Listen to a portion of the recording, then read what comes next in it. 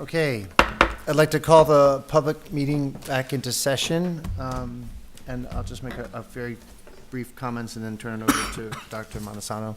Sorry. We were here a month ago, and in between that meeting and this meeting, the school's been flooded, and we've had sort of record rainfall, and so there's been lots of talk about what's happening there. The school, I think, has been handling the adjustments with regard to the curriculum and PE and things like that very well, so I'd like to commend the staff and the team for that. I'd also like to say thanks in advance to Jim and Paul, who are here tonight, to talk a little bit about how the system's supposed to work, and then some steps that we're trying to take and contemplating ways to make it work better. So we will hear some words tonight about flood mitigation and next steps there, so which I appreciate. So thank you. Roy? You want to do the minutes first, John? Sorry. So we have two sets of minutes to approve, I think, right, Connie? We have the regular meeting minutes from a month ago, and then there was a short special meeting about 2 weeks ago. So if I can get a motion to approve those minutes, that'd be great. Motion. Second. All in favor? Aye. Great. Okay. Before I get into the bulk of my report, I believe we're going to have the auditor's report first. So Arlene, I don't know if you want to introduce, or Dan, perhaps you want to introduce the auditor. Well, we have Jamie Cody here from the Bonadillo Group. He gave us about an hour of his time this morning going through the audit with the Audit Committee. And he's going to, I believe, make a brief presentation this evening regarding our financial status, which is pretty good. Good evening. Thank you for having me present the results of the audit this evening. My name is Jamie Cody. I'm a principal with the Bonadillo Group, and we are the Bronxville's independent auditors. As Dan said, we previously met with the Audit Committee this morning and went through our documents in detail. Just want to give you some highlights this evening. First, we provided an unmodified opinion on all the opinion units in the financial statements. That is the highest level of assurance that a CPA firm can provide to a government. We also conducted our audit in accordance with government auditing standards, and that requires us to issue a report on internal control over financial reporting. We had no matters disclosed in that report, either significant deficiencies or material weaknesses. As we conducted our audit, we had no disagreements with management. We had no difficulties with management. We had no adjustments.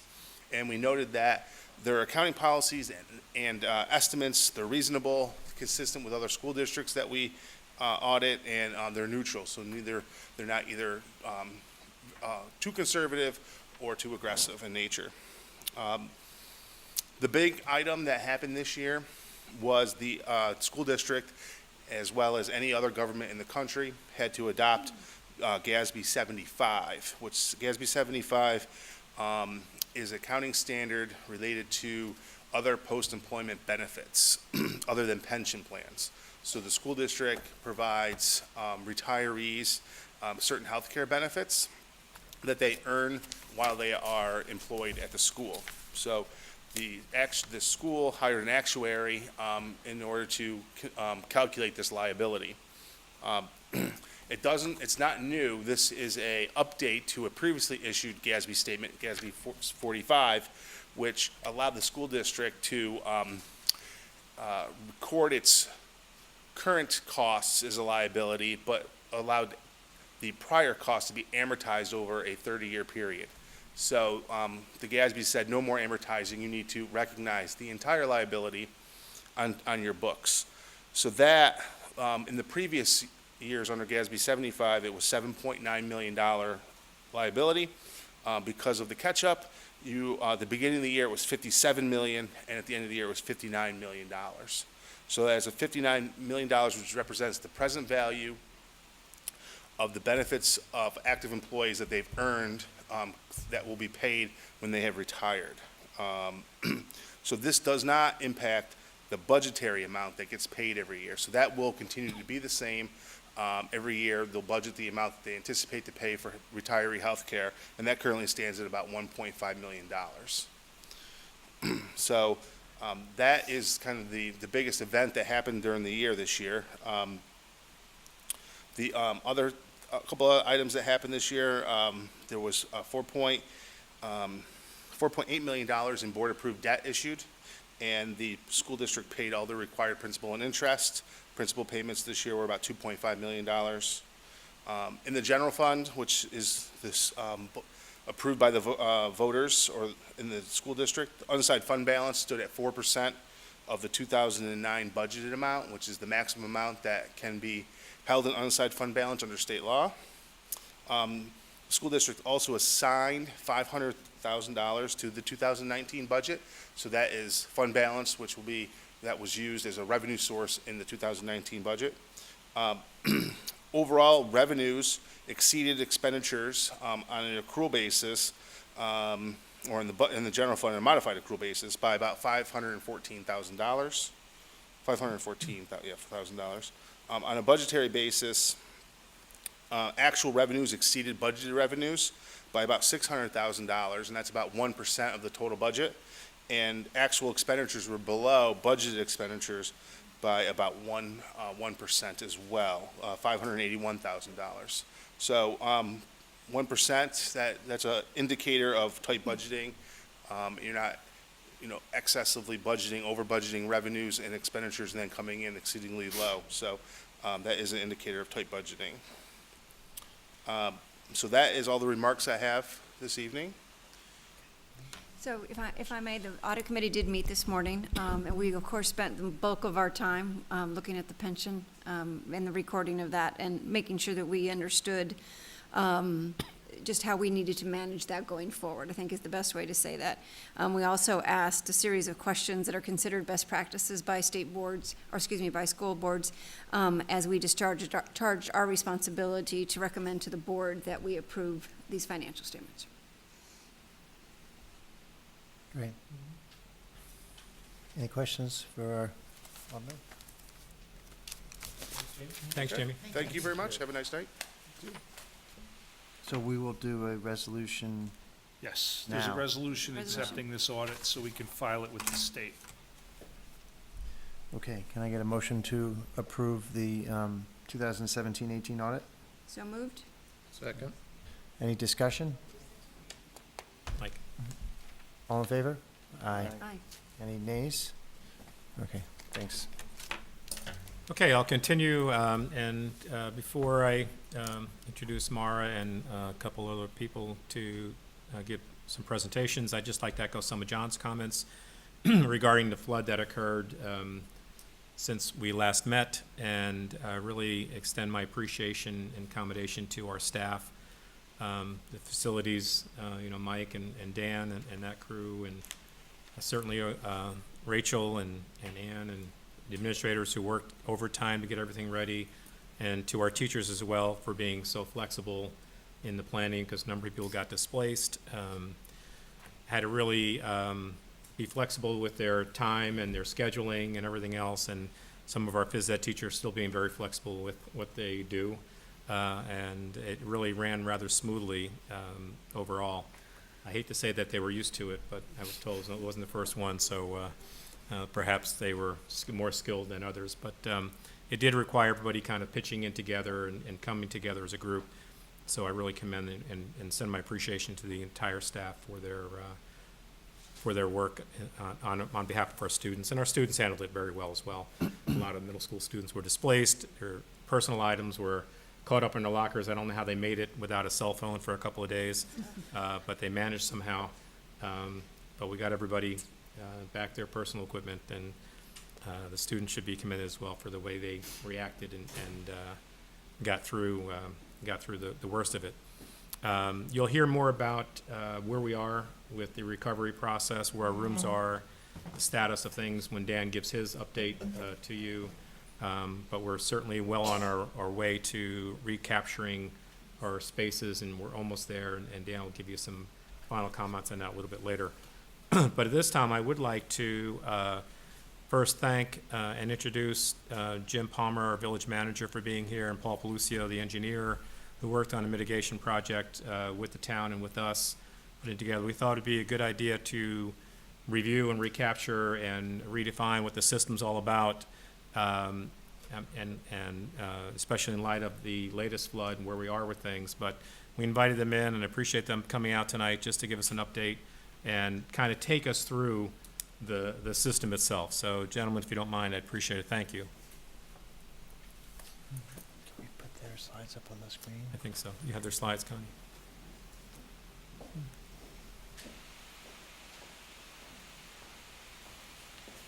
All right, good evening, everyone. Thanks for having us.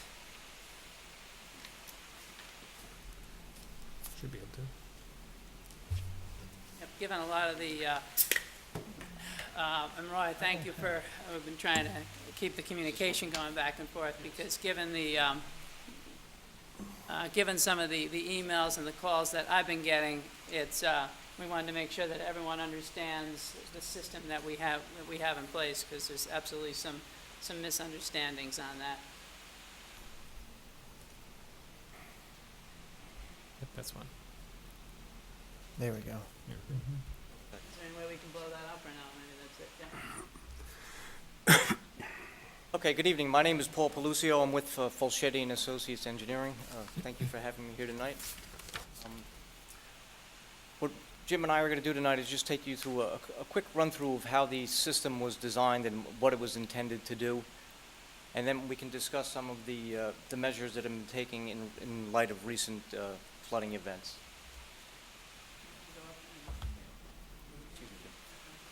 So the flood mitigation system is composed of 4 primary components. Currently, stormwater from the village flows through 2 conveyance pipes. There's one pipe that extends through the field, across the parking lot, and runs down Midland Avenue and discharges into the Bronx River at Scout Field. That's the line that you can see. It's like a light gray line running through the field here. There's a second trunk line, this green line, that also runs down through the village. It extends along Midland Avenue here, and again, this extends across Midland Avenue and eventually discharges into the Bronx River at Scout Field. Each of these 2 lines picks up most of the runoff from the Midland Valley Drainage Basin, which is about a 400-acre drainage basin. During significant rain events, the water in the river can rise to an elevation that essentially prohibits the flow from leaving these 2 trunk lines. There's flap gates installed at the ends of these lines that begin to close as the river water rises. The gates are intended to prevent river water from migrating back up the lines and essentially filling up in the low points of the system. One of the lowest point in the system actually is the school campus. The 36-inch pipe that runs through the campus here has catch basins that at times become fully submerged by the river water. And during several significant storm events in recent years, the river water was approximately 5 feet higher than the catch basins in the parking lot. So in order to attenuate some of the flooding that we've seen in recent years, my office developed a system that includes essentially 2 flow diversion structures, each installed in the 2 trunk lines, the 2 stormwater trunk lines, which intercept the water as it begins to rise in the system. Those 2 diversion structures then send the water over to a pump station. And the reason, again, we have a pump station is during these significant storm events, the river can rise to an elevation that's actually quite a bit higher than the actual gravity conveyance system. The pumps then intercept the stormwater as it's being directed from the 2 diversion structures and deliver the water back to the Bronx River approximately 800 feet downstream of where it currently discharges through a completely dedicated force main pipe. The force main pipe runs down Midland Avenue and ultimately extends across Palumbo Place and discharges into Scout Field near Gramerton Avenue. In order to keep the pump system operating properly during these storm events, it's hydraulically connected to a below-grade storage system. This system is actually installed beneath the field. And the storage system allows the pumps to turn on and begin their normal pumping cycles while still accepting the water from the diversion structures. So essentially the whole system begins to fill up, the pumps will begin to pump water, and the system is still receiving water from the 2 flow diversion structures. So this is a completely closed system. Excuse me, it only accepts water through the 2 flow diversion structures.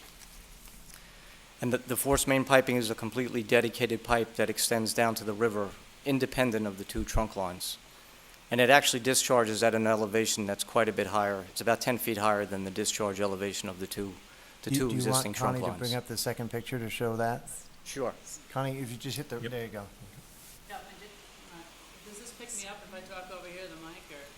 No, No. but let's talk loud. Go ahead. Yeah, I think we can hear you. Yeah, so just on the second slide, it just shows again, there's the new force main, the yellow line coming across the library campus, across the village hall, and then they sharp 90-degree turn all the way down Palumbo, and then it discharges into what's called Laurel Grove, which flows into the Bronx River. This is at the intersection of Palumbo and Gramerton.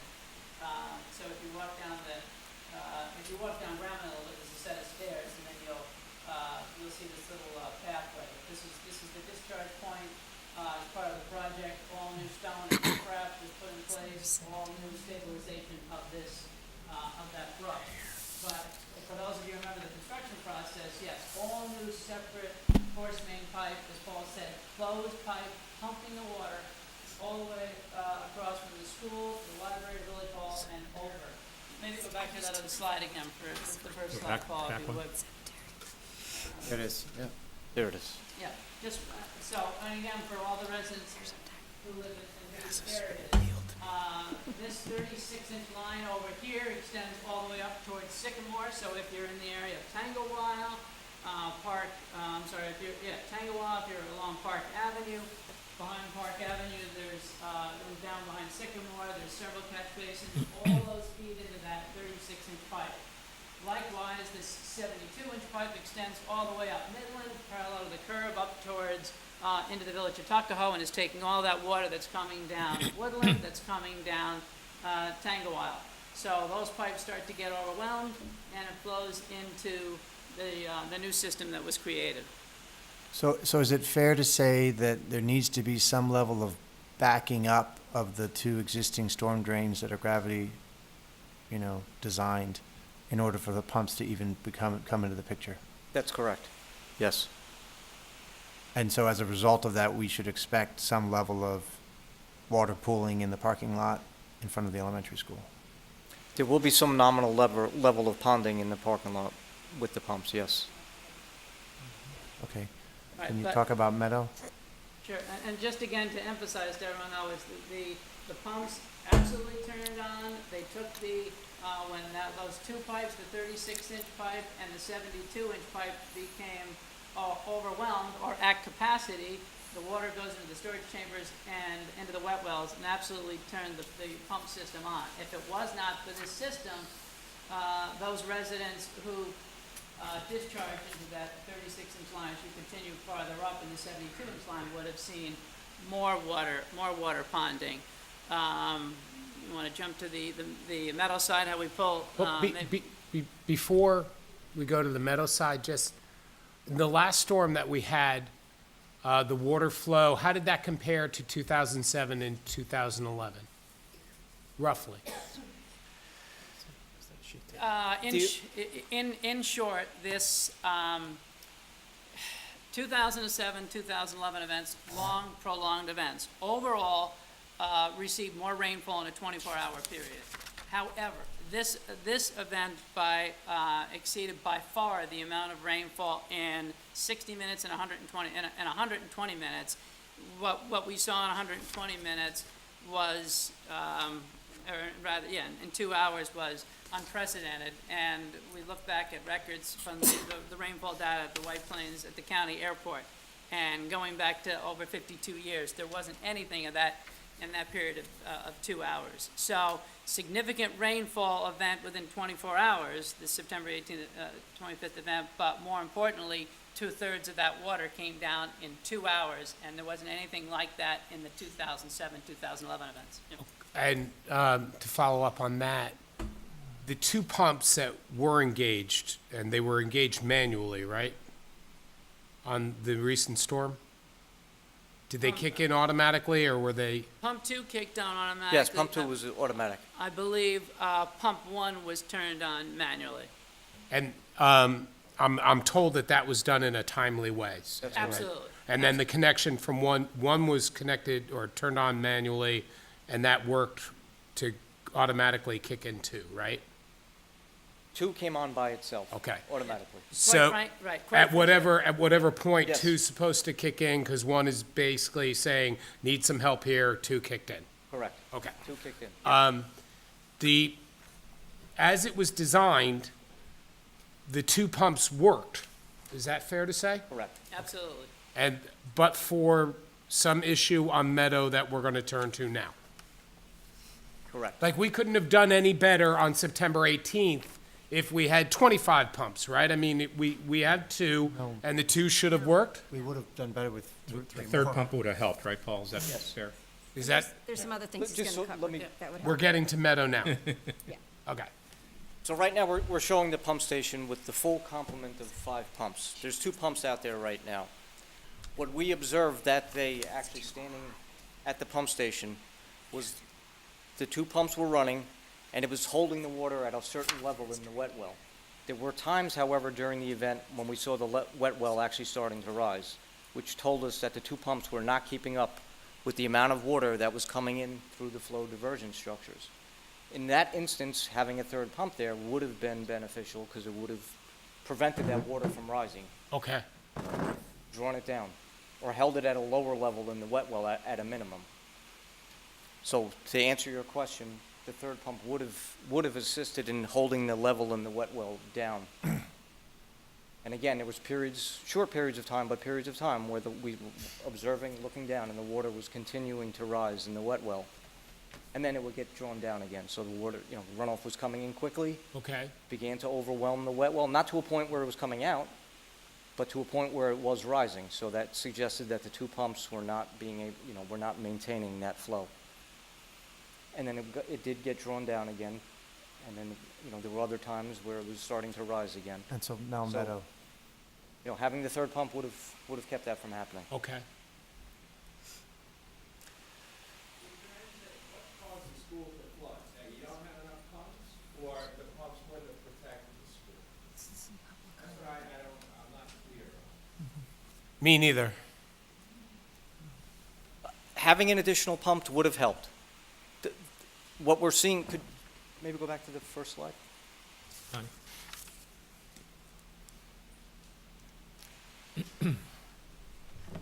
The Meadow Avenue side of the school drains to the 36-inch trunk line that runs across the school. There's actually a line, a 24-inch pipe that extends from Meadow Avenue across the campus, through the building, underneath the building, and ties into a manhole. There's a junction manhole right here in the parking lot. So that's a 24-inch line discharging into this 36-inch line. What we've seen in years past is the school parking lot begins to flood down here because the trunk line down here can't accept the water anymore. When this starts to back up with water, now the 24-inch trunk line of Meadow begins to back up with water. And it basically becomes a balancing act of how much water is accumulating in Meadow Avenue versus how much it's accumulating down here. If there's enough positive head, enough water, standing water in Meadow, and it can continue to push, it will continue to push. If you get to a point where that's up to a point where you now have the capacity of the pipe coming into play. This is only a 24-inch line. You get to a point where no matter how much water you have accumulating on Meadow Avenue, the friction losses through the pipe are just too extensive that you might not be able to push through anymore.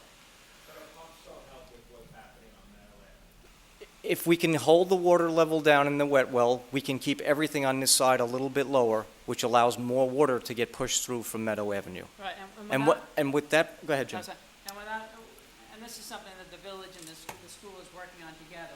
With the last rain event, we were out and looking at the storm drain and so forth. And without getting into too much detail at this point in time, there are flows that activate the pumps. And so as Paul's saying, the water has to get to a certain level in these wells. And what we're absolutely evaluating is what we can do to essentially turn the pumps on sooner to allow for more capacity in, again, those 2 existing storm drains, specifically, especially the 36, which is taking the water from the Meadow side. So, that's something that we're modeling, because again, the system was designed for the long-term duration event, like the 2007, 2011.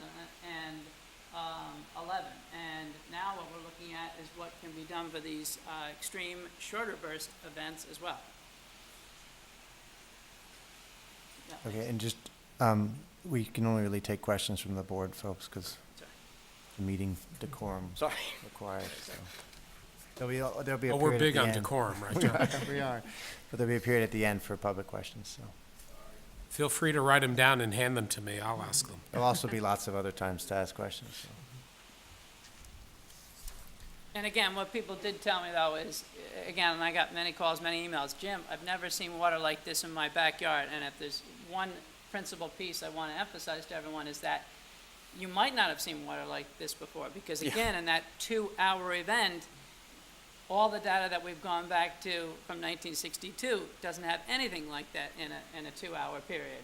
The pumps absolutely took water out and brought it to that other discharge point. So it absolutely took the water out. So Jim and Paul, so you're still studying what happened.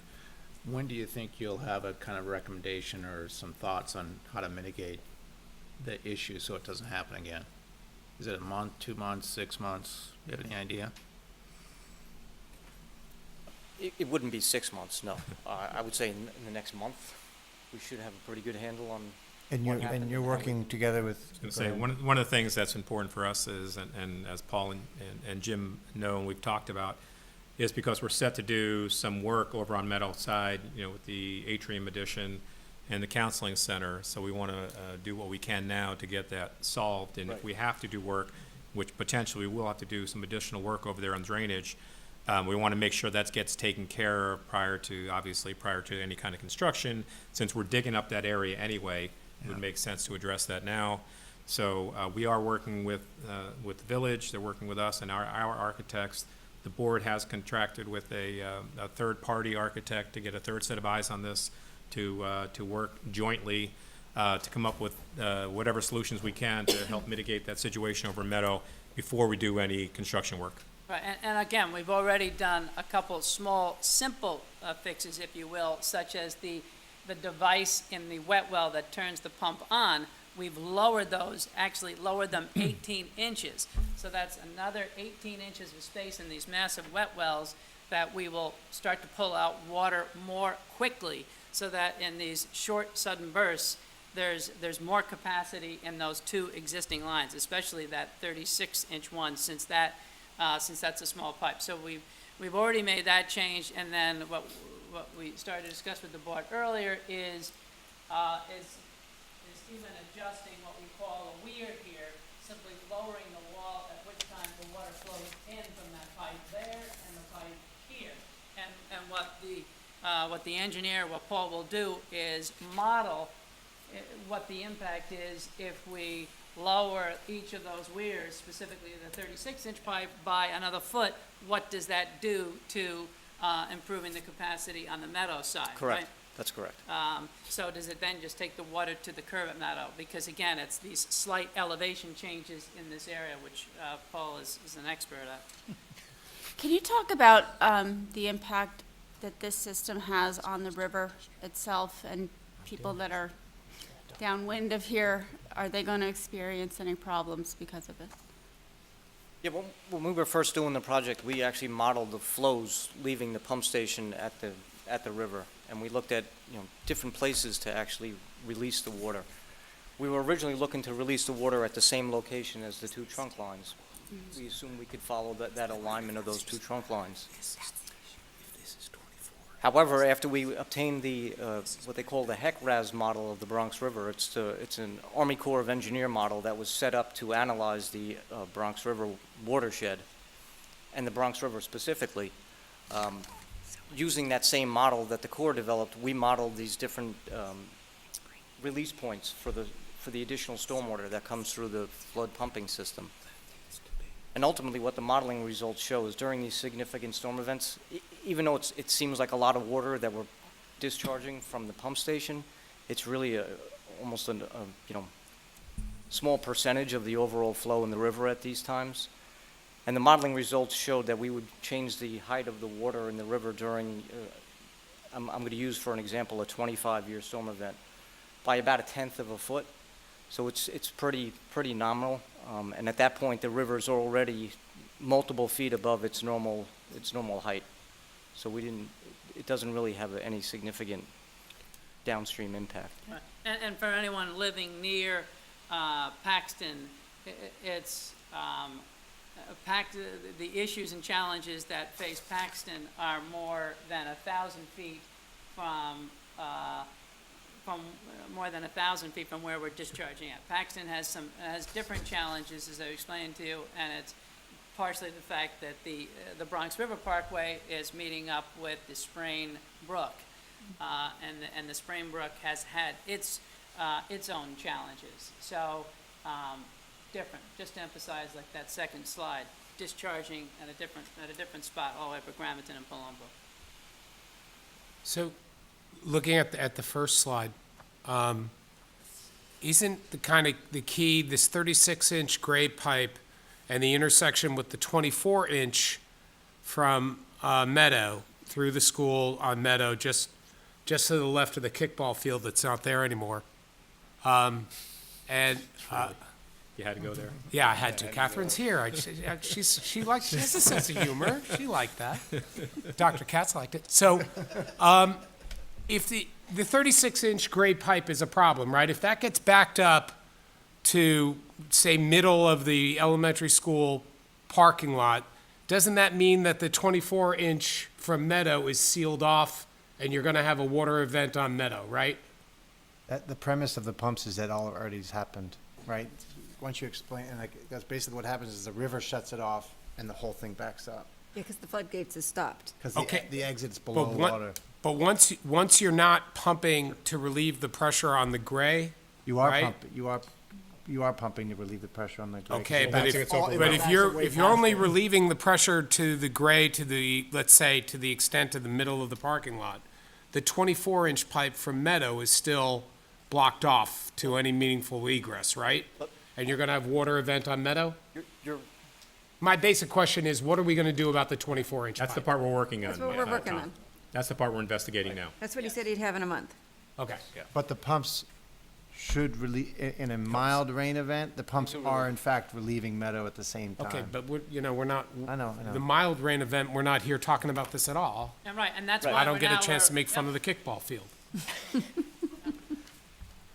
No, that's a great question, and again, this junction manhole that has the two lines coming into it, essentially, the manhole is filling up with water. And again, it's how much water is filling up in that manhole and how much water is coming down the pipe. Yeah. And you're looking at this situation of how much water is out on Meadow versus how much is in this manhole. If we can quickly evacuate the water out of that line through our pump system, we can try to get that water level down fast enough that it doesn't create, you might have some ponding in Meadow, but not necessarily have the type of ponding that we saw. My question was more, are we going to have to expand the size of the pipe that We may runs have through to the do that. school? That's correct. That's That what we're would be looking at bad. right now. Yep. That's the modeling we're trying to do right now. Or run a secondary pipe around. Yes. Around the school? That sounds better. Yep. Yep, Well, actually, we're disturbing that whole area where that 24-inch pipe is now. The atrium, the cafeteria floor, so it's a small area that we'd have to actually dig up in the school to make that happen. But there might be an alternative that we're looking at as well around the school. Great. To the diversion structure. Right. All right, so more to come Yes. on this topic, for Yes. sure. And we'll continue to work with them and appreciate it very much. Thanks. Yeah, thank you. Thank you very much. Thank you. Very helpful. Thank you. Okay. Okay, I'll continue, and at this point, I'm going to introduce Dr. Marchetti, our Director of Curriculum Instruction, to deliver the district assessment profile for this year.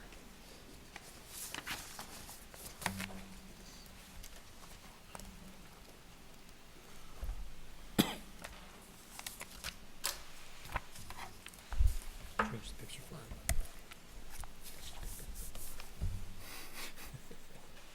it. Okay, good evening. As Dr. Montesano said, it's my pleasure to present the achievement profile for 2018. And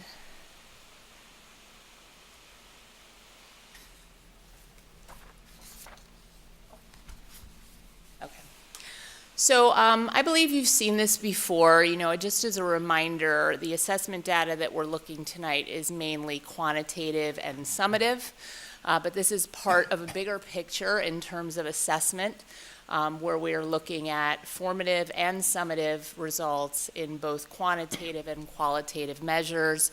Many are external and standardized assessments that we'll be focused on tonight, but they are also reinforced by in-house assessments that align with our Bronxville promise, as well as things that require student reflection like the portfolio and interview processes. So we're going to begin with ELA. And on this slide, you are seeing the 2018 New York State test scores in grades 3 through 8. The green bar represents the percentage of students in Bronxville scoring at a level 3 or 4. And you also see bars that represent New York State averages and Westchester averages. So what you can see here is we continue to be well above New York State and Westchester performance levels. In some cases, between 20 to 30% more students reaching proficiency levels in ELA. Happy? The next slide is looking at ELA comparison data between 2017 and 2018. So for example, we're looking at how the cohort performed in the fourth graders who were in fourth grade last year performed against fourth graders this year. So these are not the same kids. This is by grade. And as you can see here, we have some increases in performance in terms of percentages of students achieving levels 3 and 4 in grades 3, 4, 6, and 7. It's important to note that the test format from 2017 to 2018 changed. This was a 3-day exam in 2017, and this was a 2-day exam in 2018, although arguably our students worked just as hard because it was untimed and they did a lot of due diligence doing their best work. But this gives us a picture of how grades are doing and gives us a lot of analysis in terms of curriculum development.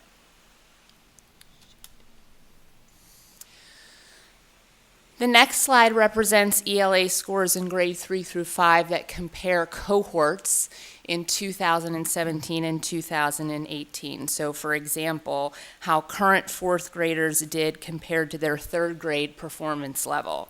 And again, here we see increases in grades 4, 6, 7, and 8 between the school years of 2017 and 2018.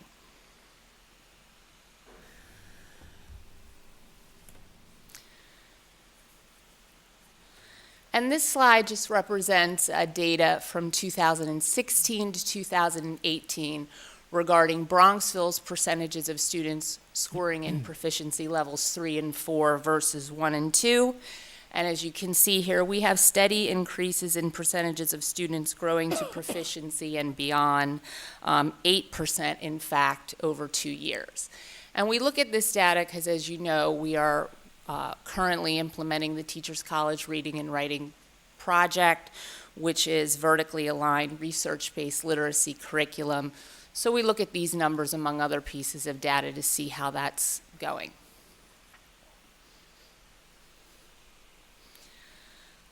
This slide represents 2018 select ELA comparisons. So the school districts you see represented up here include Bronxville, Byram Hills, Chappaqua, Edgemont, Mamaroneck, Pelham, Rye City, Rye Neck, and Scarsdale. The blue bars represent percentages of Bronxville students scoring at level 3 and 4. The red bar is the high scores out of those districts, and the green bar represents the low score out of the comparative districts. And as you can see, we've done very well comparatively, particularly in grades 3, 4, and 6. Yeah, this is the second chart, or maybe third chart, that shows a dramatic decrease from 6th, 7th to 8th grade. So in 6th grade, we're essentially the top of this grouping. By 8th grade, we're at almost at the bottom. And there's been a couple charts that show kind of that same trend. Is that something? that you're worried about? You know, if you think about, so we did see an increase between in some of these grades. Some of it is depending on the cohort. Do we see drop-offs in both ELA and mathematics as kids move through elementary, through middle school? We do, but those are not necessarily, if you put them in the context of how other schools are doing, it's not necessarily something alarming. So Go back to. ELA. Go back to the Westchester one. Yeah, Go- or the keep one going that had back. New York State, and I think it was like maybe the second or third one. There. That one, so you've got, I look at Westchester, which is the red, I go from 6th grade to 8th grade, it kind of goes down and goes back up. And same with, I guess, New York, we go down, down each year. Sure looks like there's something going on in 5th, 7th, and 8th. well, fifth, I think, is like if you look at this slide in particular, you see that fifth was down in all comparable cohorts. So if you look at that red line, which represents the top scorers out of all these districts listed at the bottom of the slide, there was a dip for all of those districts. I will say that, you know, sometimes these charts, for example, in our 5th grade, I can tell you that there were only 2 districts that outperformed us. One was by 2% and the other was by 10%. So while it looks that way, it also depends on, you know, who are the high scorers in comparison. So we're sort of in the middle of that low bar and high bar on the 5th grade. But again, I think there were dips in 5th grade overall across comparative districts. But Mara, to me, these slides give us kind of almost start a conversation. Right. And there's something that I'm hearing that I'm not hearing, a desire to want to start a conversation, to be honest. Okay. I almost feel like we're justifying it, like, okay, 5th grade, it dipped for everybody. But the reality is on 3 of the 6 and 50% of them, we're defining that red line. And in those 3, we're not. So I think Yeah. there's something to be explored. Sure. I think we agree, you know, data It's is data. useful to ask questions. Exactly. It's all That's, about that's asking really the questions. purpose. It's not to place a judgment necessarily To ask a question. on that, but ask the questions, and to your point, to start the conversation. Yeah. So, you know, certainly with Mike and what you have to say is, you know, this is an area that we need to ask questions about. Yeah. Is it something related to curriculum? Is it something related to a teaching change, perhaps? Is there another variable in there that we need to Well said. start to explore? And, you know, you don't want to go too crazy over 1 or 2 years worth of data, especially when tests change. But if it's a trend over time, obviously you have to start asking deeper questions. So yes, that is part of our discussion. Good. Well, and Thank sort you. of what are you doing with the information? Because presumably the information comes back to you in great detail of these are the kinds of questions that we had more trouble with, and these are the, Yeah. you know, and this is how many are at 3, and this is how many at 4, and how many at the top of 2, right? Oops, that are, could be 3s. There is information like that. You know, with some of the data, it's difficult to align, you know, this, for example, it might say that there is a dip in a certain standard, but in many cases, that standard was only assessed through 2 to 3 questions. So it's hard to extrapolate big ideas to curriculum revision over margins of that nature, if you will. I definitely think those things are worth looking at, and we do look at them.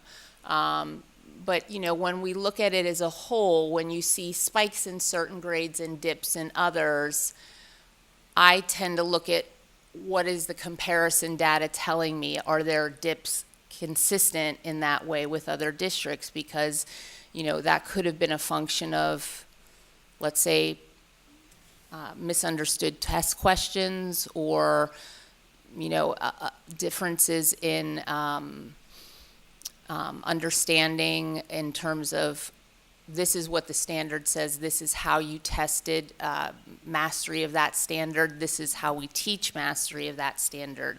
So sometimes we do look at alignment. We do look at these things. The other part is, this is one piece of assessment data. Right. It certainly doesn't tell the entire story of what we do and how we do it. It's one piece of assessment. So if you look at this, yeah, you would say, well, gee, the other people that we were compared to didn't necessarily go down all, over their 6, 7, 8, if you will. They went down and a tad back up. So Right. does that mean that perhaps our curriculum might be aligned differently than the test is testing? There's a lot of questions that need to be looked at. We really talked extensively about the 5th grade in particular in this data. And, we also look at how many districts outperformed us in this case, and what does that mean in terms of the way we look at these numbers. We do try to dig deep into this information, but again, it is often hard to, as Dr. Montesano said, it causes us to ask more questions than we can obviously always answer, I guess, right away, and just based on only this information. But if you look at the, where you have the absolute scores, I guess, for the R grades in ELA, if you look at that and say, is any of that surprising to you? Or is it sort of what you expected? Or does that even come into play? When we look at this, I think we want to see that we are, in some cases, setting the standard for levels of performance, but we don't necessarily have an expectation that we're going to set the levels of standard of performance in every grade, in every area. And where we don't, we ask why that might have been. And I think, yes, it's fair to say that we wonder aloud, was it test discrepancy? Was it standards that were tested in a way that we don't normally teach that particular standard? Is there some misalignment there? And how have our comparison groups done, and is our performance significantly different than they have done, particularly where we know that we're using similar curriculums to some, not necessarily all, of these districts that we consider to be in our peer group. Are they what I expect them to be? I was very elated in some areas. Grade 6, for example, is a grade that I feel we usually talk about, and this year they did exceedingly well.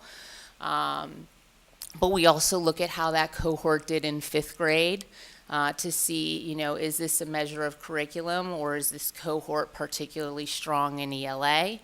5th grade, for example, here jumps out, but we'll get to a few more slides and see that in math, they actually did quite well. So sometimes it's difficult to use this data to answer every question, but more importantly, is there something we need to look at here?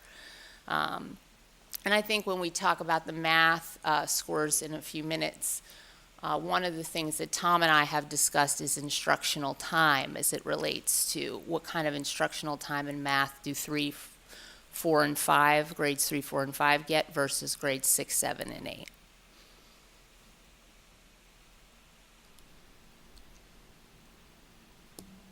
Other questions about the select ELA comparisons?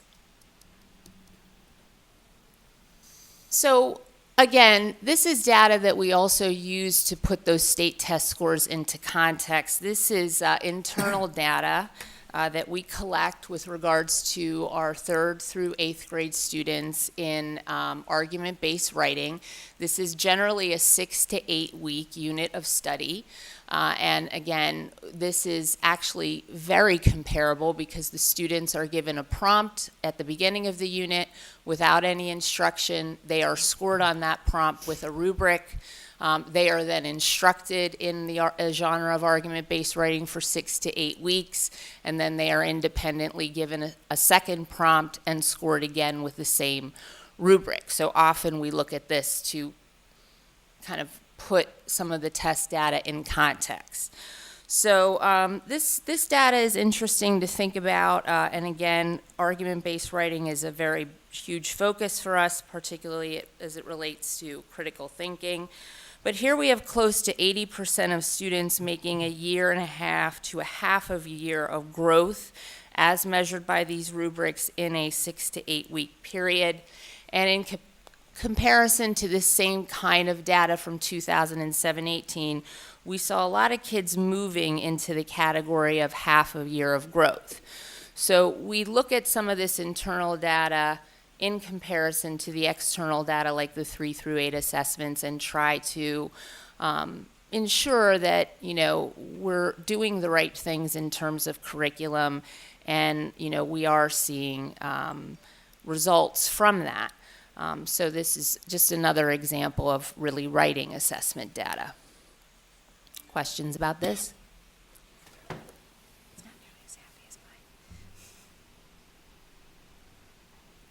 Okay, moving on to math. This is grades 3 through 8 math data.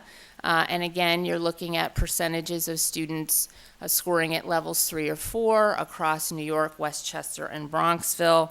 And again, as you can see, we are outperforming most of the districts, certainly most of the districts in Westchester by upwards of 28 to, in some cases, 37%. And again, I think you see a decline as we move from 3rd through 8th grade. And that is somewhat reflective in what's going on in New York State as well as Westchester. Here we've got math comparison by grade. So we see increases from prior years in grades 5, 6, and 7. In some cases, no.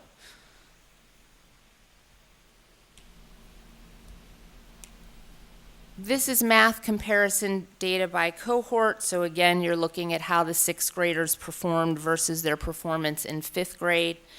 And we see increases in grades 4 and 7. It's important to note here, and I will discuss in a further slide, that many of our 8th graders this year participated in an algebra curriculum, and we'll talk about that Regents level performance separately. Questions about this? Are we concerned about a 10% drop in 8th grade, which is sort of reflected in the ELA as well? I'm not sure I'm overly concerned, but we could talk about that again when we look at the 8th grade algebra Regents data, because those kids did extremely well there, and those are really the same kids. You know, why they did so well in algebra and maybe didn't perform as well on the 8th grade test could be a matter of curriculum, but it's also, I think, a matter of the priorities in terms of the bulk of their time was obviously spent on Common Core algebra. Can you just clarify where it says grade 8, that's last year's grade 8? Yes, so these are current 9th graders. So just so I understand them, you're saying that because we changed the math a little bit for the, I guess now freshmen, 9th graders, so when they're 8th grade, that maybe we weren't teaching some of the concepts for this particular test because we've moved away from it. About 60 of these grade 8 students, last year's grade 8 students, were involved in a Common Core algebra course. Okay. So there was less time spent, if very little time, in fact, spent on grade 8 standards as opposed to algebra standards. I think this year. And that, when you say that was high honors, or I forgot how they did. It was Algebra 1. It's not the kids, it's the groups performing grade level. Honors represents another 50 students who had half a year of algebra instruction Right. prior to the 8th grade test. So they were also dealing with a different curriculum. Got it. Okay. For a good half a year. So again, you know, despite some ups and downs and seeing increases in some cohorts and not others, I think over the 3 years we continue to get more and more kids, although by small percentages, into the level 3s and 4s as opposed to the levels 1 and 2.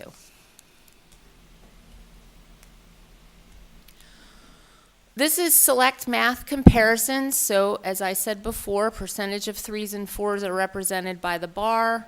Those are Bronxville students. The green bar represents the low scorers in terms of comparative districts, and red represents high. And again, you know, 8th grade is a dip for us, but it's also a dip for at least some of our cohort schools. Some of these particular districts do not offer algebra in 8th grade. So that is another way we think about this. And don't some have the option of giving either the algebra or the math 8 test? Yes. So it's possible in this chart. That's why I wouldn't put too much weight on the 8th grade in this particular chart for other people as well, because there are a number. If you take away the students who are taking algebra and only taking the algebra test, you're left with students who are only in the math 8 on this chart. So they tend to be not the top kids taking the 8th grade test, is the best way to say it. Now, one question we did ask ourselves when we look at performance in, let's say, grades 3, 4, and 5 versus 6, 7, and 8 is instructional time. So, for example, 3, 4, and 5 gets about 60 solid minutes of math instruction daily. 6, 7, and 8 gets closer to 40 minutes of math instruction daily. Now, 20 minutes a day times 180 days could be a factor here. And Dr. Wilson has been exploring his schedule very thoroughly. We've had a consultant come in and work with us on that to try to see if instructional time could benefit some data here, or have an impact on it, rather. What did you pick up with the 20 minutes that you lost, that you didn't have in elementary? Is that exploratories, Tom, primarily, I would assume? Yeah. Yeah, more exploratories in the school. Exploratories, changing classes, homeroom, advisory. There are more things scheduled into a middle school day in the same time period, basically, that you have in an elementary day. So the classes are shorter, but part of the paradigm we're exploring actually increases the amount of time spent in the core academics to the tune of about 55 minutes per period, per day, every day, not extended days and short days. Every single day would be the same 55-minute period, which would give us more time on these particular related, connected pieces, science and social studies as well. At the expense, if you will, the trade-off is that you have less time for some of the exploratory areas for kids and fewer offerings. So that, you know, it's a trade-off. The trade-off. And that's why you try to balance as best you can. So we got to talk about that. My hunch, though, would be that instructional time is playing a role here, and backed up by teachers.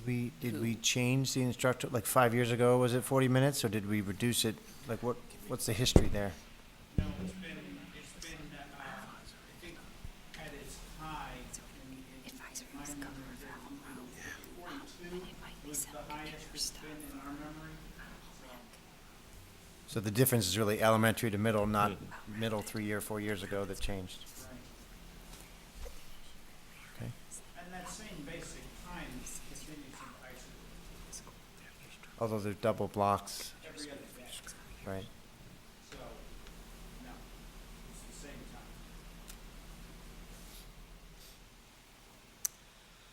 So this is Regents level data.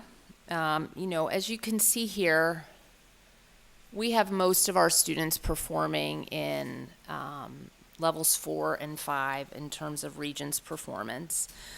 The line actually indicates the numbers of students taking the exam. So as you can see, we have some Regents that are given more consistently than others. We give the algebra Regents this year for the first time to students in grade 8, 9, and 10. English is taken in grade 11, US is taken in grade 11, Global is taken in grade 10, and I just wanted to mention that this was the transition exam only, which measured 10th grade content, including geography skills. And I think we've talked a little bit about the new social studies standards and enduring issues and those types of things. That was not yet tested by this exam. That new exam will come online in June 2019.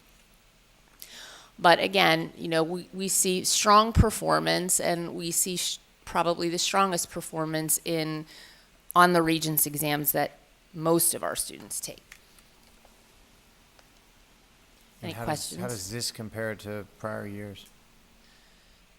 Consistent. I mean, Regents data is always pretty high, which makes it even, I think, more difficult to try to tease out any potential problems. I mean, one thing we're going to be watching closely is how our students do on the new global exam, in the same way we watched how they did on the new Algebra Common Core Regents exam when that came out about, I think that was, 3 years ago or so. So the data is pretty consistent, but what we tend to look for is when the new exam comes out, how well did our curriculum revisions align with the new exams? And these are graduation requirements, right? Yes.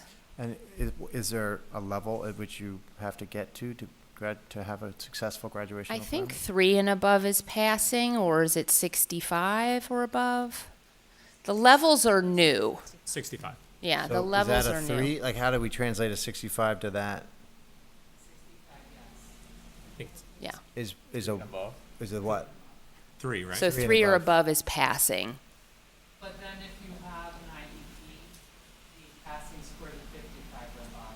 So even some that are level 2 there, depending on their classification, could have achieved graduation requirements, even though they might be level 2. So, I mean, it would appear as if we don't have a lot of people having to retake the test for the graduation requirement. No, very few.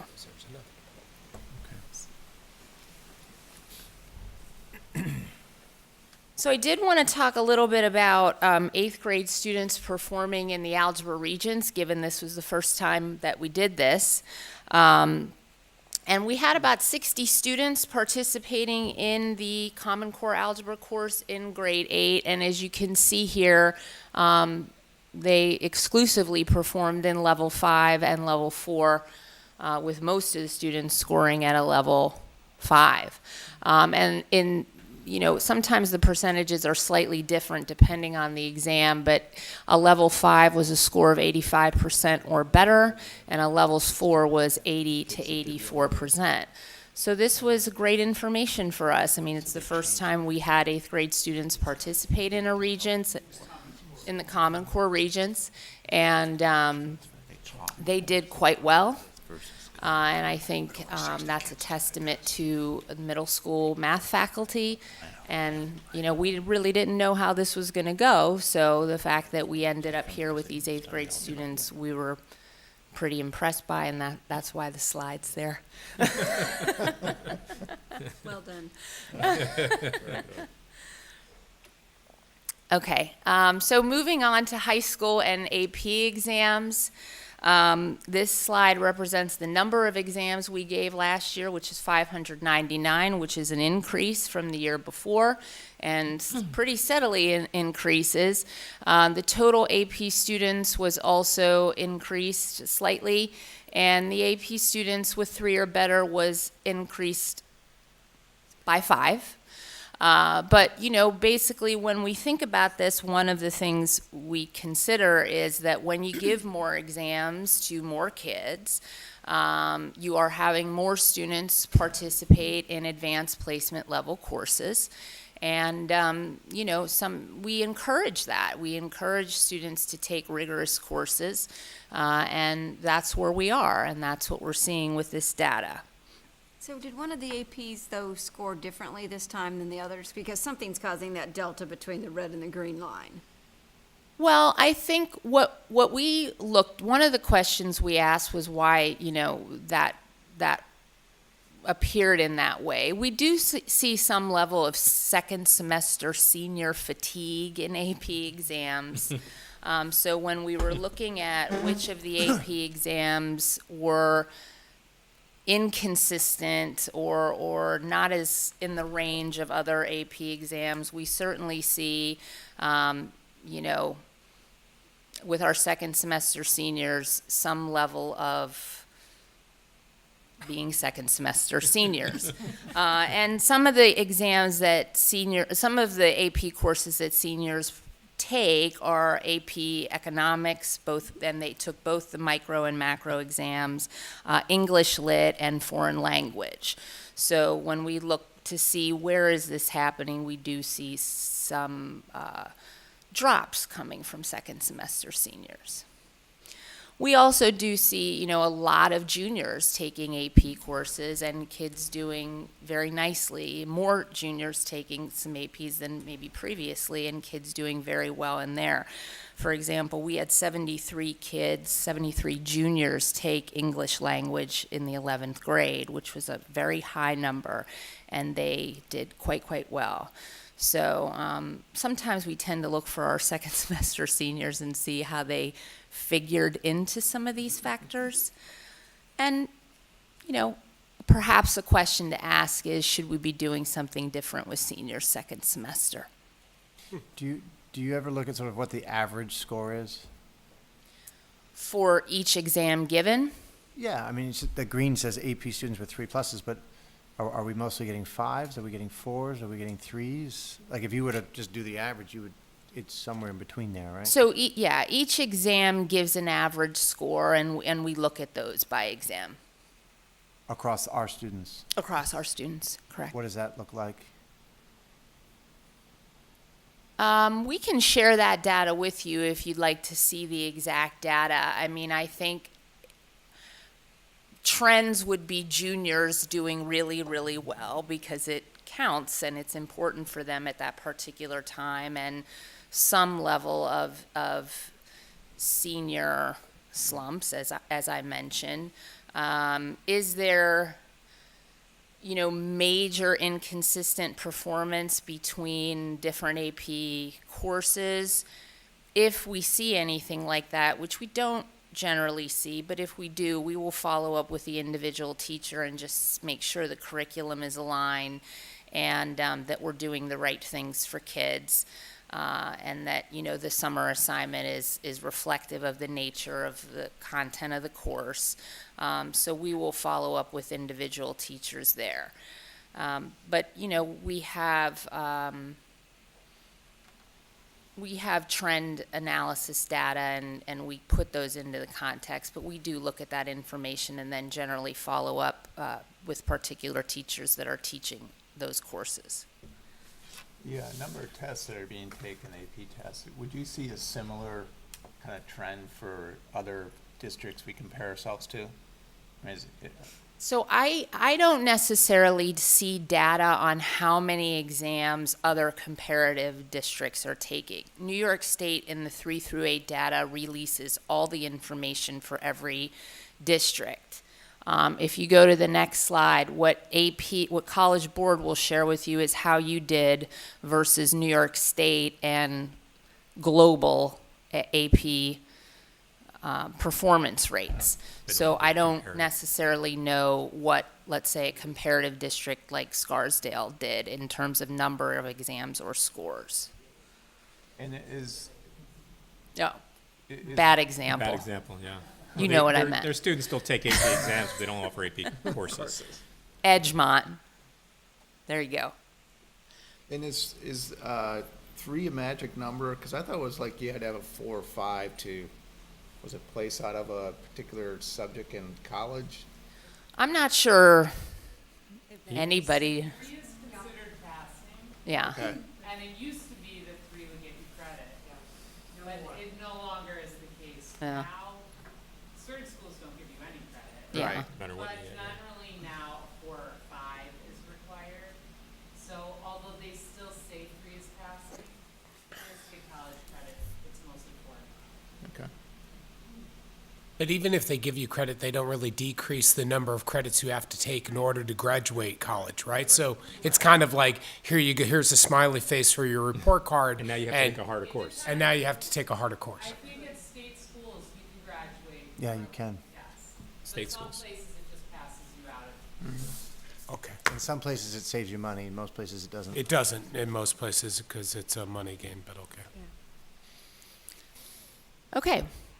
So on this slide, you can see how we did in terms of percentages of total students scoring 3 or better compared to New York State and global participation rates.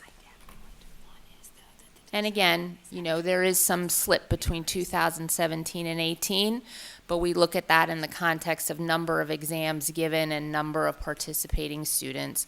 And as you said, we do go through exam by exam and share that information with the teachers who teach those courses. So when you look at 94 to 81 over 3 years, do you say, oh, there's a subject that we need to do better on? Well, you know, we also have to compare it to the cohort of kids that we know were coming through at those particular times. I mean, we're lucky to be that small that we can kind of think of it in that way. I mean, if I can answer, the seniors are getting less and less invested year after year in those APs because they don't get them anything in college and the students have already been accepted to school. So I think it really begs the question, and we're gonna grapple with this year. What are we gonna do senior year? Is continuing to offer AB Economy, AP Lit, which a lot of kids take, because that still makes sense. 'Cause I'm just not sure that it does. If a student takes an AP class, which is presumptively more rigorous, right? They don't have to they have to sit for the AP exam? Or we take the AP designation off their transcript. Oh, okay. So that,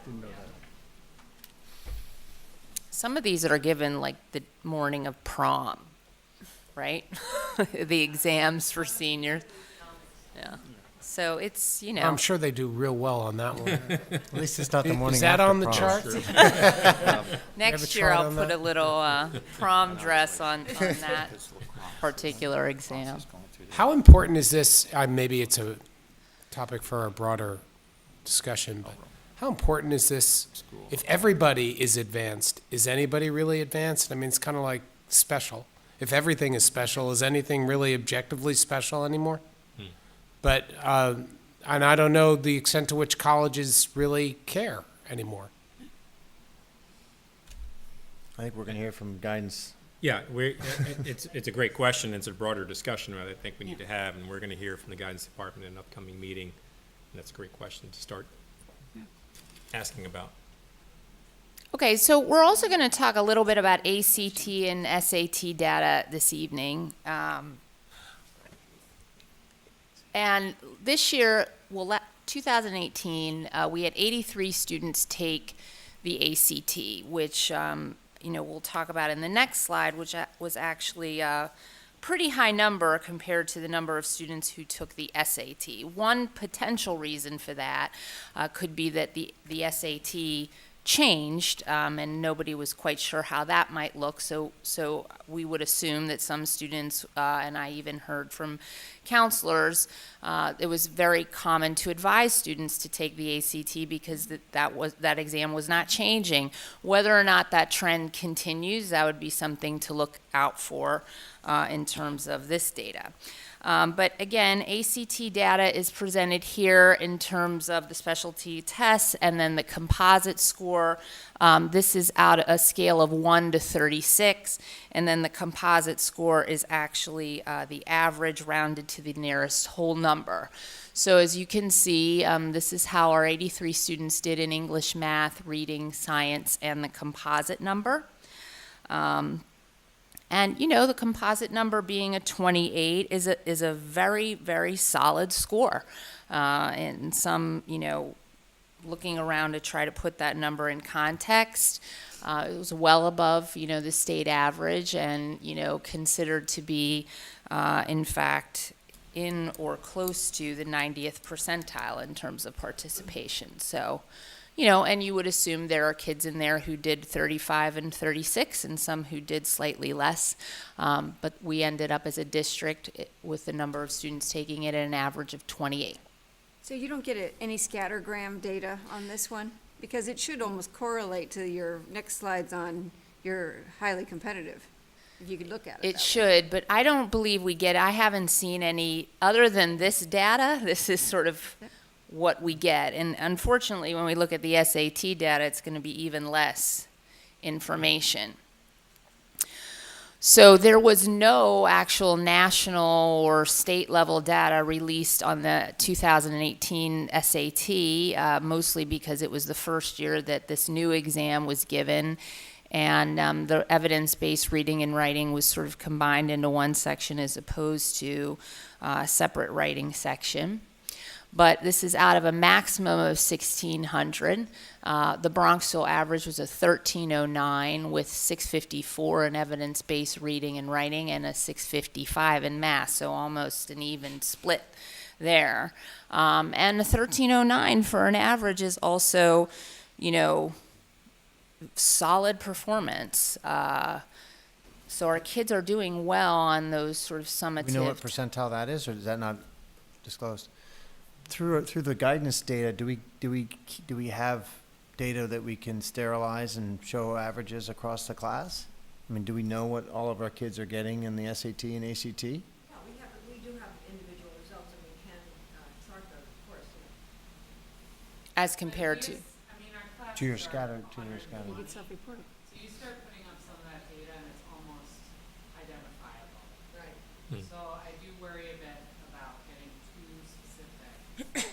How many kids got a 36, a 35, a 34, when it's maybe one or two kids. Can get a little, I don't know. That's a good point. Okay, so this is the college matriculation for the class of 2018. As you can see here, 54% of our students are attending the most competitive colleges and 24% highly competitive. Oh, it does. Large percentage of our students attending the What's the top two definition? tiers. Determine that, yeah. How do you determine? Those are, The Barons. Barron's Barron's. name, decides which colleges are part of which of these categories. Is highly higher than very? The same problem. I mean, I assume it is, because the chart goes around. We did not make those up. Is there a category for like Super more or less? Sort of. Double secret probation competitive. As far as we know, I mean, Mostess. To our knowledge, it's competitive. Party school So that is every the parent other can see my category kid they went to a don't. very, my last kid we went to a voted, competitive college. Oh, of course it is. as far as you know. In the Okay. 1980s, it was And then competitive. lastly, this slide is looking at the college matriculation from 2014 and 18. And so, this is fairly consistent placement. If you look across the percentages for most Unless and schools change highly, categories. it's almost identical.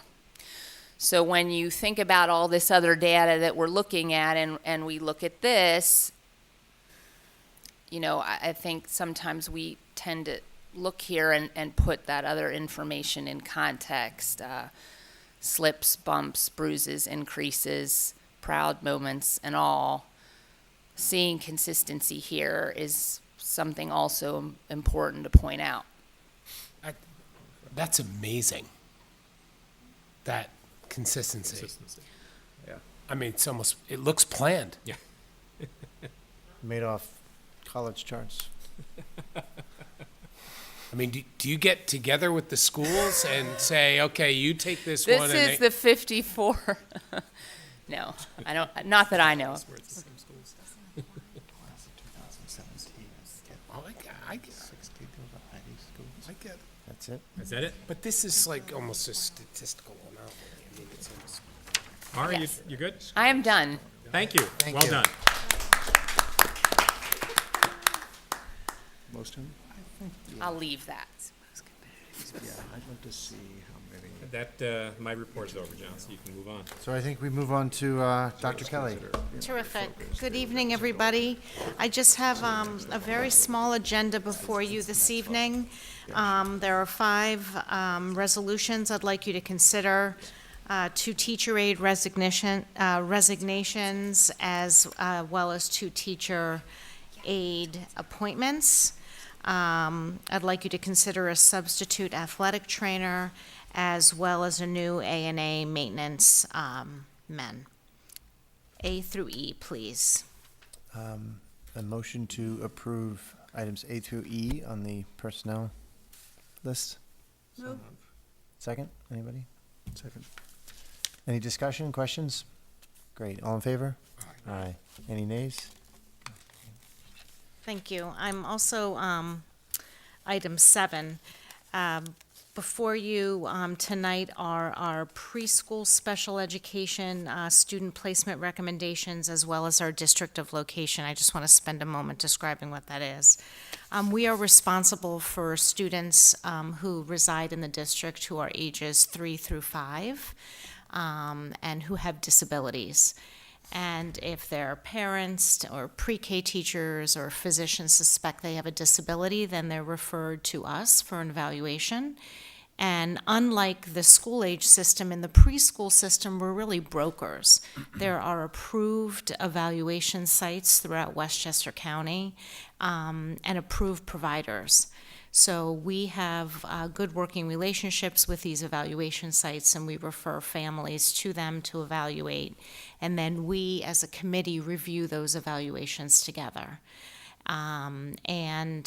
Based on those evaluations, we make recommendations as to whether the child is eligible for preschool special education services. We often see an increase in the number of referrals after there are parent-teacher conferences at our local nursery schools, which is not uncommon. But our numbers have been pretty consistent over the years. In addition, we have an obligation to students with disabilities who attend private schools within our village. So we have 2 school-age private schools, St. Joe's and Chapel. And so any students there who are eligible for special education, we are now responsible for, and we bill back their home district. So we get federal funds, and then we also bill back the home district. So we have dedicated 1 resource room teacher and then a part-time speech-language, part-time OT to service those students. And again, those numbers have been pretty consistent over the last 5-6 years since that regulation began. So I need you to consider approving those placements to ensure all the resources are in place.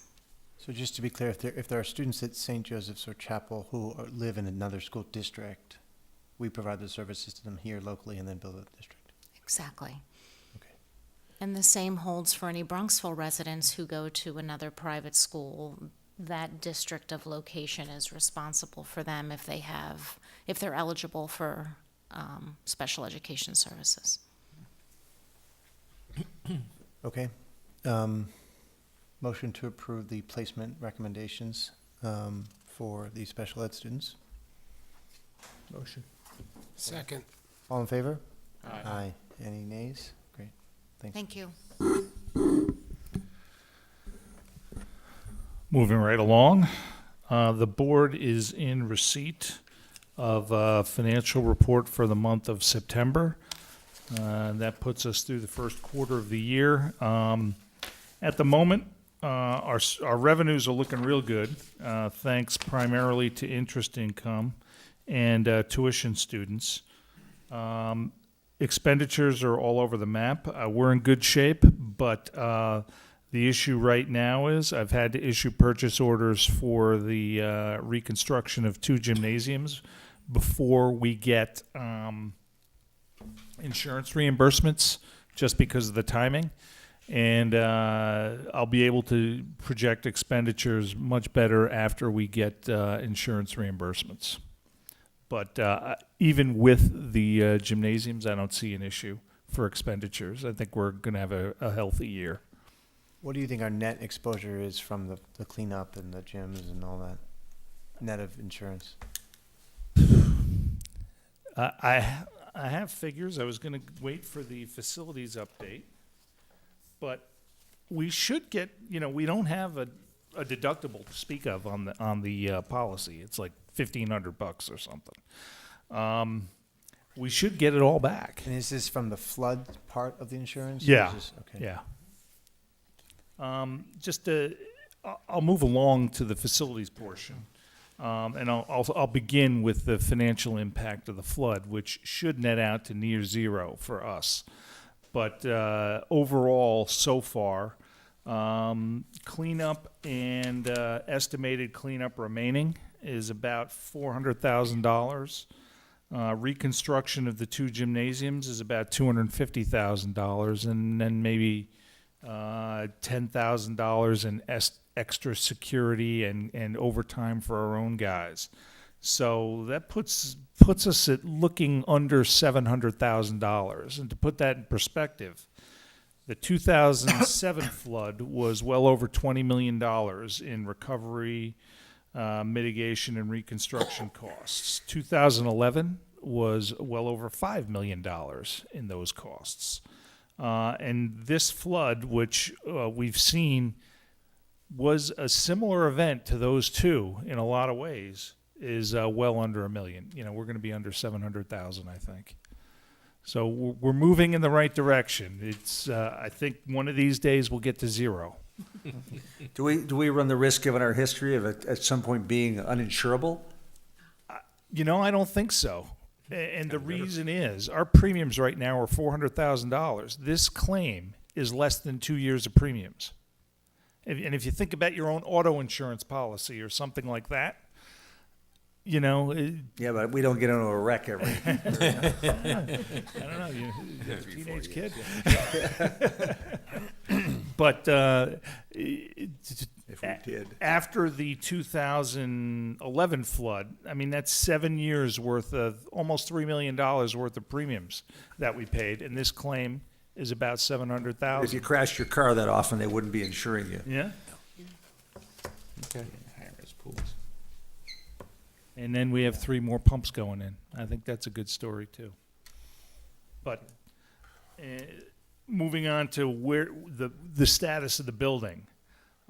Immediately after the flood, within 2 or 3 hours, we had a cleaning crew of over 50 people in. And I got to give A&A and their sister company, Servco 911, they did very well by us for this event. And just about all of the A and B wings are back online and have been. Classrooms and offices are back online and have been for a week or two. The C wing, we still have some issues. We expect to reoccupy the physical education offices by next Wednesday, and probably the following week for the cardio and the weight rooms. And those have been on hold mostly for test results. And then circling back to the main gym and the blue gym, these were really the only areas of the building that tested positive for bacteria. And the reason is every other area was cleaned immediately. We couldn't get underneath the floors of both of those gyms, which took on outside water. When we were able to test, we had positive bacteria tests. Aside from the main gym, which started cupping and then started warping in areas, this was the reason we had to take up both of those floors, to completely clean out those subsurfaces and put in new surfaces. And we expect the timing of that. We expect to get the main gym back by Thanksgiving, which if anybody's around 7 years ago, we didn't get the main gym back probably until February or so. And that was with an earlier flood. And then the blue gym we expect to have before that. So we expect to be playing our first basketball games in our own building, which, if all goes well, it should be a good accomplishment. And, we're gradually getting it back online. And I'd like to reiterate, the flexibility of the teaching staff. A lot of them have been through it, but a lot of them haven't. Anybody hired in the last 7 years hasn't. But, everybody is pitched in and cooperated. And, we have PE operating out of Mara's office for the last 3 weeks. Exactly.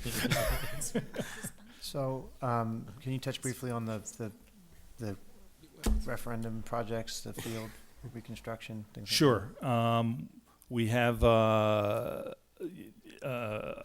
construction manager has been operating on board on a good faith that their contract will be finalized. We're going through some final wordsmithing on their contract.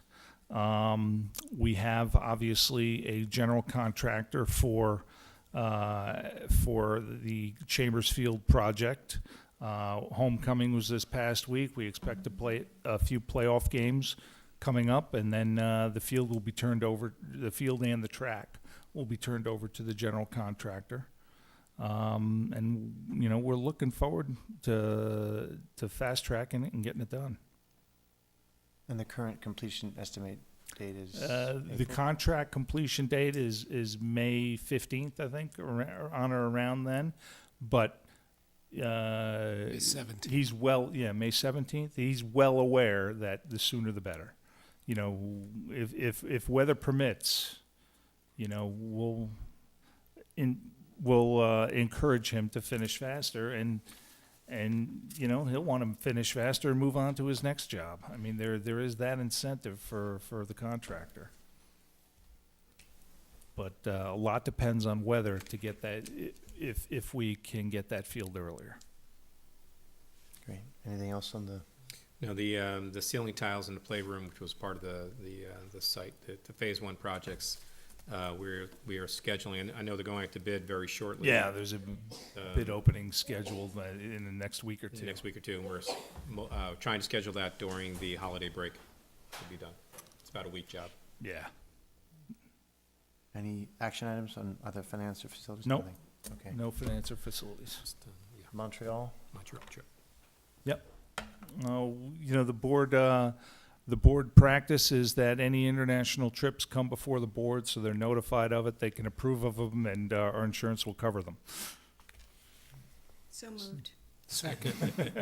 Any discussion about the trip to Montreal? Anybody want to go? Right. All in favor? Aye. Anybody against? Great.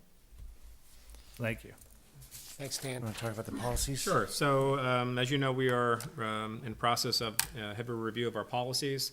The 3 that are on for a first reading are ones that we felt important to get on first because they've been updated by the New York School Boards Association, include a few things that were not currently included in our policies that we have that should be in there, need to be in there. So we're asking you to consider these for a first read. So quick question, a couple of them had, that you would have to pull together some kind of a committee or coordinators, et cetera, like that, like the Dignity Act was the one that I saw on the bullying. Do we have those today, or? Yes. We do, okay, so you don't see any additional requirements from any of No. these 3 that we read today? No, they're mostly things that are included since the last policy review was done by this board. Okay. I'm trying to think of something off the top of my head, which is not coming to me, of course. But there are some new things like cyberbullying and things like that. that Okay, perhaps but the will be included. actual infrastructure is all in place? Correct. Thank you. Okay, I think we'll have another session with these Yes. policies at the next meeting. First, a motion. So we need a first motion to approve the first reading of the policies that have been presented to us. Move. Second? Second. All in favor? Aye. Great. So now I think we can turn to, unless there are any committee reports, public comments. So if anybody in the audience wants to make any comments or questions, come on up. Come on, Dr. Katz. Let you go first. Yeah. Mara, do you want to talk again? So if you want to just take the microphone. I assume it was. It is very high. We can't change it. We might be able to. Hello. Honestly, I have to look into that. I'd just like to start And by that's a thanking regular you all issue. for your time Certainly look and the into opportunity to speak. I think there's My name is possibility Eve Balsero, and I'm a junior here at Bronxville High School. I started running for Jim Mitchell as soon as I could, which was the 7th grade. Success for me came pretty slowly. I was not very fast, and I was really scared of the upperclassmen. I got my first opportunity to prove myself in 8th grade, and I've been getting opportunities to do so since then. As we just finished talking about, Bronxville plans on giving the track team a new track. And on behalf of the girls team, we are incredibly grateful. But I'm here to ask for one more favor, and this is to have the track named after our track coach, Jim Mitchell. He started the program just shy of 40 years ago, and since then we have had 23 state championships in the 4x800, 8 state championships in the 4x400, and we've had 57 girls win All-American titles for a total of 170 times. On a personal note, this summer he pushed me to attend an invitational camp at Princeton, and I spoke to a handful of the coaches, and the moment that I said I was from Bronxville, they knew exactly who Mitchell was, and they were talking about his successful runners and the legacy that he's built. On a smaller note, even when we just go to meets, people immediately know who we are, they know who Mitchell is, and again, this is just like the legacy that he's created. Most of his accomplishments have been acknowledged by others who are non-affiliated with the community. For example, there is a meet at the Armory in New York City named after him. It's the Jim Mitchell Invitational. There's a bench and a tree named after him at Van Cortlandt Park. And in 2007, he was the first high school coach inducted into the Track and Field Hall of Fame.